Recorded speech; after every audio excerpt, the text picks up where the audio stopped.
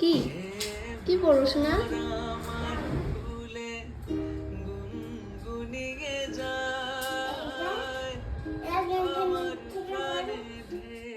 সুন্দর শাড়িটা আজকে পরবো,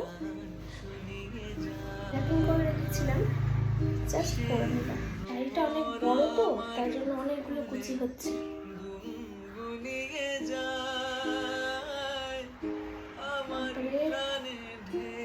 হাত ব্যথা হয়ে যাচ্ছে। বহু যুগ পর একটা গেট রেডি নিয়ে শেয়ার করবো তোমাদের সাথে। আমি ভুলেই গিয়েছি কিভাবে শুরু করবো।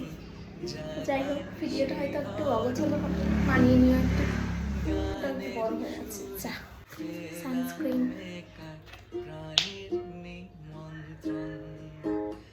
তোমাদের সাথে তো বলাই হয়নি যে আজকে কিসের জন্য শাড়ি পরছি। আজকে 21শে ফেব্রুয়ারি ভাষা দিবস, সেই উপলক্ষে আমাদের সাদা কালো শাড়ি পরে যেতে বলেছে। তো আমার কাছে মনে হচ্ছে একদিনের জন্য শাড়ি কিনে লাভ নেই। ম্যাডামকে রিকোয়েস্ট করে বললাম যে একটা হালকা কালারের শাড়ি পরে আসবো। তো আমি তাদের অনেক শাড়ি হালকা কালারের, তার মধ্যে আজকে এই শাড়িটা পরেছি। শাড়ি পরতে কখন ভালো লাগে, যখন একটা সুন্দর ব্লাউজ থাকে মন মতো। আমার এই ব্লাউজটা কিন্তু নতুন আমি বানিয়েছি,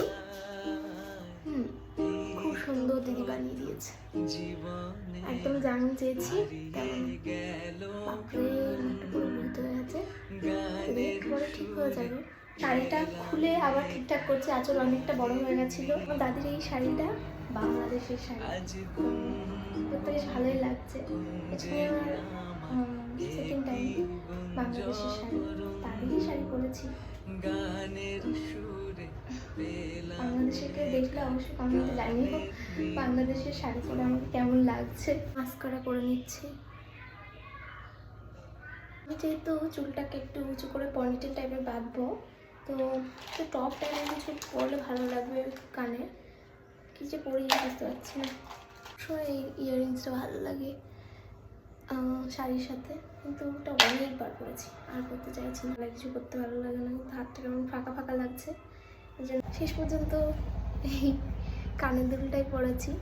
একটু আইলাইনারও পরে নেব। আইলাইনার পরাই হয় না, সেই দাদার বিয়েতে পরেছিলাম, তো এখন পরবো, জমে গিয়েছে।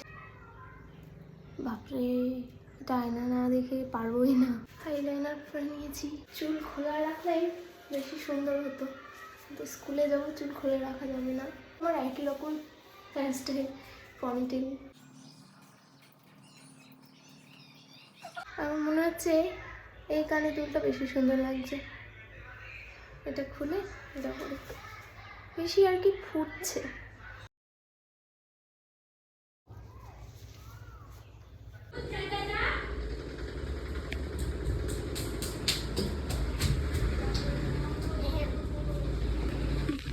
বুঝছো না, টাকা দিতে।